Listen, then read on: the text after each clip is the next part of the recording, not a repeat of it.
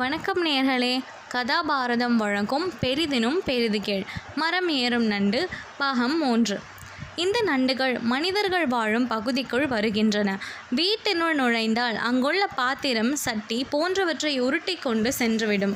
ஆகவேதான் இதனை திருட்டு நண்டு என்று செல்லமாக அழைக்கின்றனர். பெண் நண்டுகள் கடலின் ஓரத்தில் முட்டைகளை இடுகின்றன.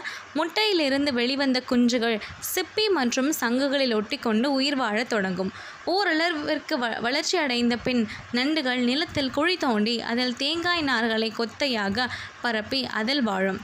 பிறந்த 5 ஆண்டுகளுக்கு பிறகே முழு வளர்ச்சி அடைகின்றன. அதன் பிறகே இனப்பெருக்கத்தில் ஈடுபடுகின்றன. இந்த நண்டின் விலங்கியல் பெயர் பிர்கஸ் லாட்ரோ என்பதாகும். தென்னை மரம் ஏறுபவர்கள் இந்த நண்டை அடித்து கொள்கின்றன. அந்த நண்டின் இறைச்சியில் மருத்துவ குணம் உண்டு என கூறி இதை வேட்டையாடுகின்றன.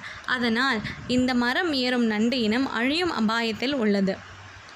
இதில் மருத்துவ குணம் கிடையாது. ஆகவே இந்த அரிய வகை நண்டை அழிக்காமல் பாதுகாக்க வேண்டும். நன்றி. ஆதாரம் தொழிற்